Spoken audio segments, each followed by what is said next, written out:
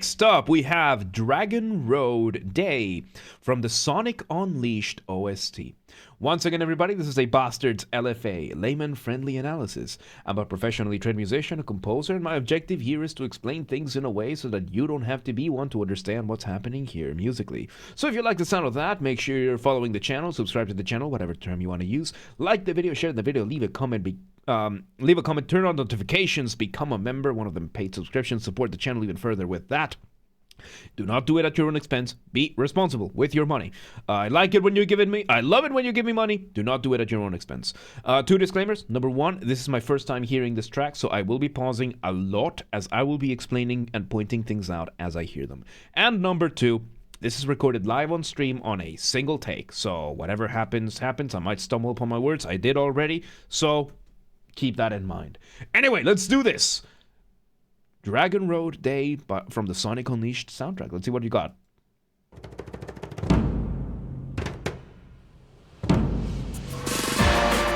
Okay, we start with a couple of percussions, kind of sound like that. Some of those Japanese percussions from those Japanese operas. And we hop right in, as an intro, we hop right into whatever it is this is next. Let me just see where this goes.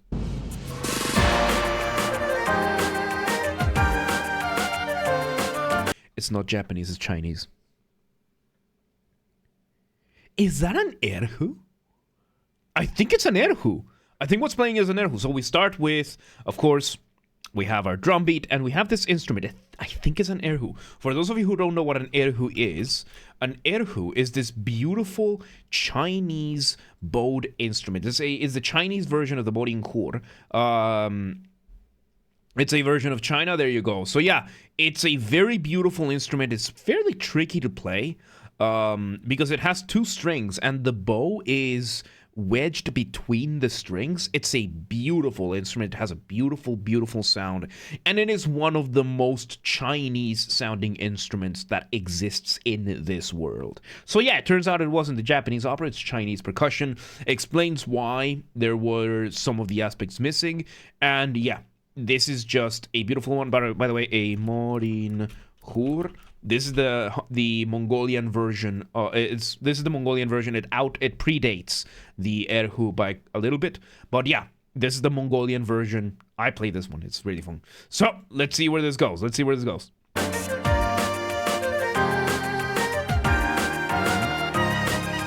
Okay, so we're having the erhu playing our motif. The motif being the smallest version of a musical idea, the seed from which everything else comes from. And we are having the piano giving us accents. So accents in music, unlike in language, accents are not from regional. Accent is for accentuation, where we are doing a rhythmic thing. This is more of a rhythmic thing. Again, music, three main components: melody, harmony, rhythm. So accentuation here is basically you are using another instrument to highlight specific points in the rhythm. And that's what the piano is doing right now. It is grabbing some of the points of the melody of the erhu and playing chords there to highlight those. And then we have, of course, the drums going in. Fairly simple drums so far. Let's see where this goes.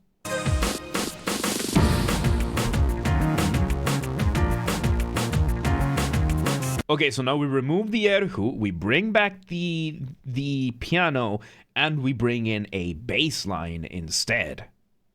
Very nice. Let's see where it goes.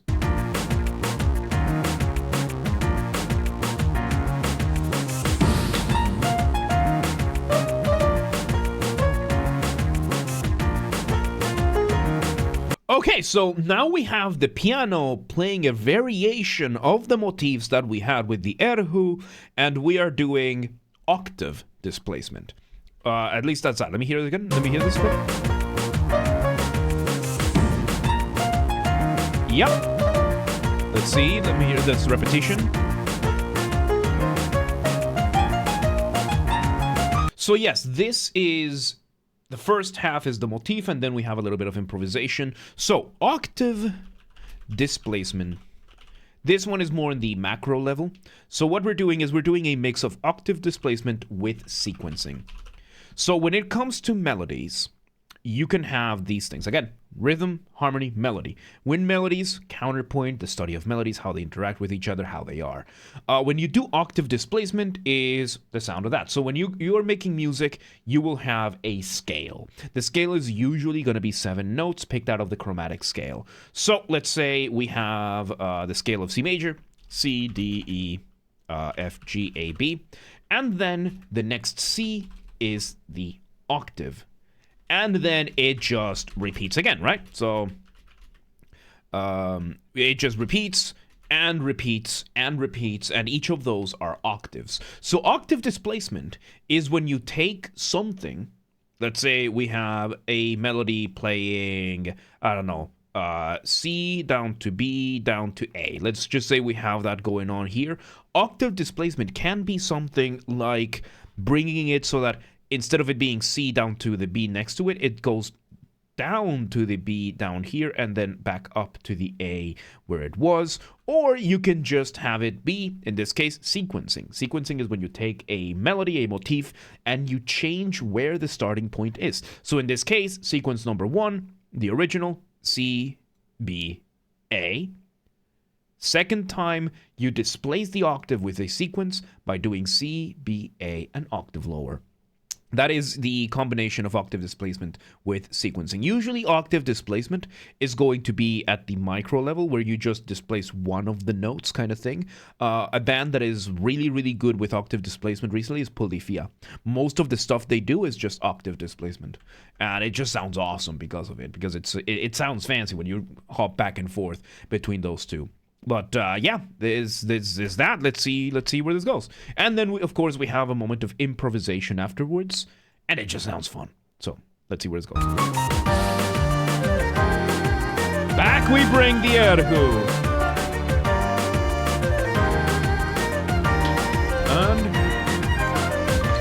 And every once in a while, I heard that the piano changes the placement of the accent ever so slightly, and it just gives it, that is called rhythmic displacement, by the way, when you move things around like that, and it just gives it such a lovely sound. Let me go back a second so that I can hear this other instrument.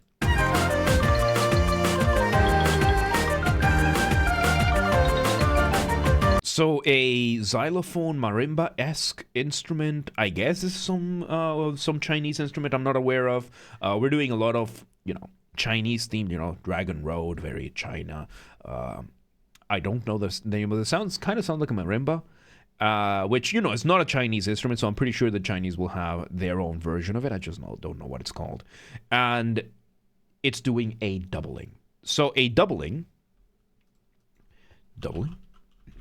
is a concept in instrumentation and orchestration, which is when you have more than one instrument doing the same thing. In this case, the erhu and this other instrument are doing the thing. I need to sneeze. All right, let's see where this goes.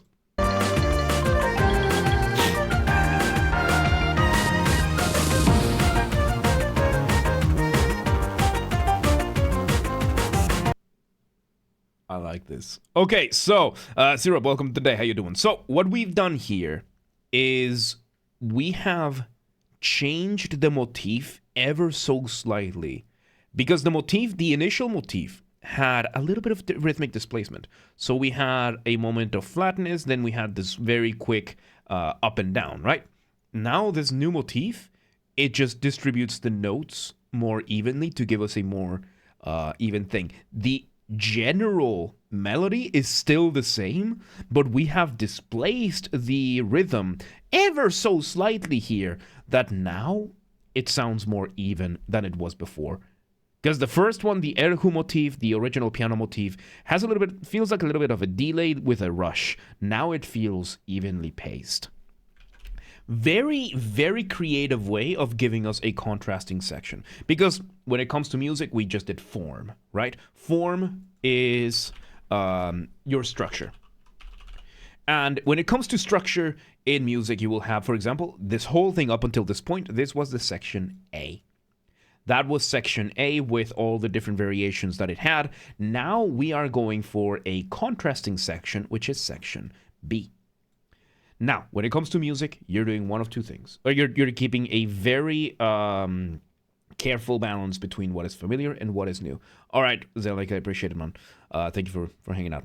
And you are trying to keep a careful balance, because if you keep things too familiar, you repeat yourself too many times, you risk boring the audience, they tune out. If you bring too much new stuff too quickly, you risk overwhelming the audience, they tune out. So how do you do a contrasting section? Because a contrasting section has to sound new. How do you do that without overwhelming the audience? You keep some of the elements familiar. And in this case, we kept the melody shape the same way. We just changed that little bit of the rhythm, and now it's completely different. Let's see where this goes.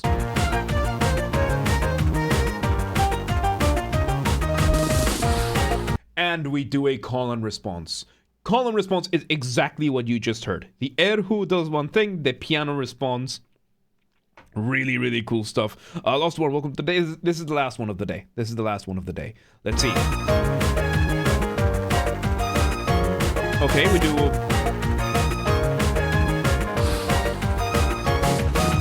We loop that higher erhu with another, what sounds like a violin higher up, but I mean, that's kind of what the erhu sounds. We do a couple of repeats of that. It sounded like it needed a little bit more in the middle area, but it still worked. Fun stuff, a fun way of just carrying time, giving us a variation of the motif, which is, again, something that you want to do. Let's see where this goes. We go now back to A. All right, thank you for hanging out. Let's sketch around. Yeah, we're back to A. The second half of A, I would say. There you go.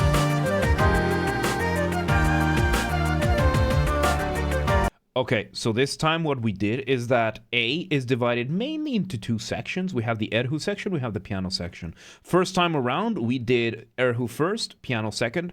Now we did piano first, erhu second. This means A is prime here. Prime just means it's a variation, and in this case, we just changed the order. And that's it. And that's it. Let's see where this goes. This is awesome.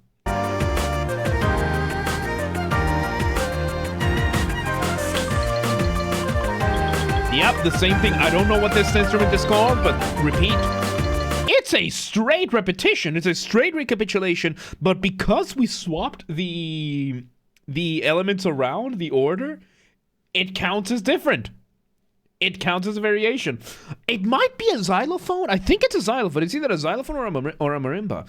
And the thing is, this is Chinese themed. We've been mainly using Chinese instruments, so it being a xylophone feels like it doesn't fit. So there may be a Chinese version of the xylophone. I just don't know what it is.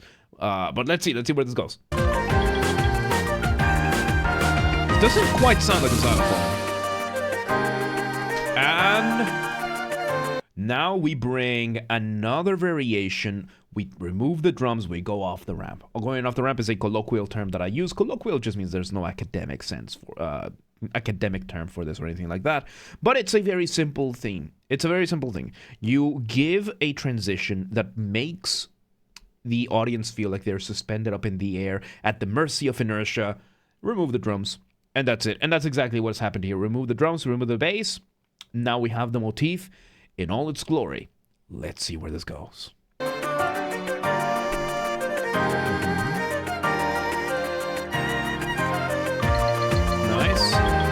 And we drip feed the drums again. Okay. How are you gonna end this though?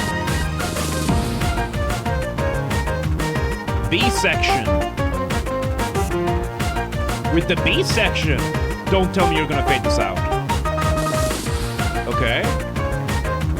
We bring it back, it's fading out. Okay, no, it's not. Is it? Okay, so we do A, B, A, B, A prime, B prime, because this time we had to end, B, because this was just B. I would say the change in the drums merits A, B prime. So A, B, A prime, B, A, B, A prime, B prime. And now, let me just go back a second or two so we can hear this. We remove everything, keep the drums and the bass with an extra synth in the back. How are you gonna end this? And there you go. We just take everything away, and that is it. Coconut, welcome to the day. How you doing? And there you go. That was relatively simple, a good way of developing motifs, and it was just fun. And it's always fun to see an erhu, or one of the, Eastern instruments being used for these kinds of things. So there you go. That was Dragon Road Day from the Sonic Unleashed soundtrack. That was awesome. Once again, everybody, this has been a Basterd's LFA, a layman-friendly analysis. I'm a professionally trained musician, a composer, and my objective here has been to explain things in a way so that you don't have to be one to understand what's happened here musically. So if you're watching this on the video archive, thank you for watching. Make sure you are following the channel, subscribe to the channel, whatever term you want to use. Like the video, share the video, leave a comment, become a, turn on notifications, become a member. One of them paid subscriptions. Support the channel even further with that. Do not do it at your own expense. Do not put your economic well-being at risk to give me money. I love it when you give me money. Do not do it at your own expense. And if you want to listen to this without me interrupting every 3 seconds, I will be linking it down below. If you want to request a song and you're not on the live stream, go to the Discord server, link down below. Go to the LFA requests channel and follow the instructions on the pinned messages. And if you want to catch the streams when we go live, we aim for Monday through Friday, 6 p.m. Central European Time. If you want to know what time that is for you, go to the Discord or the Twitch. They are both linked down below. They both have the stream schedule showing in your local time zone. And follow the gaming channel. We have a gaming channel, Games Are Bastard. That's where we put the after show stream games that we play. I'm catching up with the list of games that I should have played over the last 20 years. So there's that. And we've been playing some Vintage Story as well, because it's a chill game. And yeah, it's linked down below, or you can just search for it, Games Are Bastard. Same username as James R. Bastard, just swap the J for a G, and you got it. And yeah, there you go. That was Sonic Unleashed Dragon Road. Very fun. Very, very simple and fun. There you go. But yeah, let's